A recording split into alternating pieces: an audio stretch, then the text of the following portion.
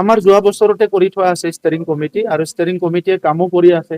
Only steering committee নহয়, 40 কনষ্টিটুৱেঞ্চিত 40 কোঅৰ্ডিনেটৰে কাম কৰি আছে, আৰু 3200 বুথত 3200 বুথ ইনচাৰ্জে কাম কৰি আছে, আৰু প্ৰত্যেকটো তিনিটা বুথৰ এগেইনষ্টত এজন এক্সিকিউটিভ মেম্বাৰ আমি বনাই দিয়া হৈছে ট্ৰেইনিং কৰি, তেখেতসকলে সুন্দৰকে কাম কৰি আছে। এলায়েন্সত কিমান সম্ভাৱনা?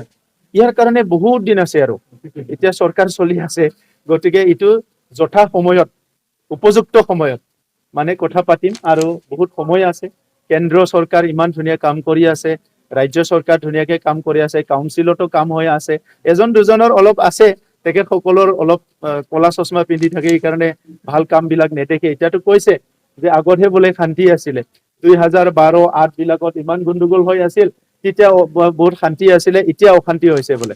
তো এই যে মডেল, যিটো তেখেতে নিজৰ অশান্তিটো মডেল বনাই লৈছে এটা ৰাজনীতি কৰা, আমি শান্তিটো এটা মডেল কৰি লৈছো।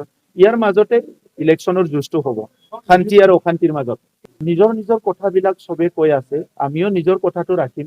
গতিকে আজিয়ে অকলে খেলিব লাগে না একেলগে খেলিব লাগে, ইয়াৰ উপযুক্ত সময় হৈছে বুলি মই নাভাবো। কোনোবাই কৈছে আমাক অলপ ইনচাল্ট কৰাৰ দৰেও কৈছে, সাহস নাই, কিবা নাই।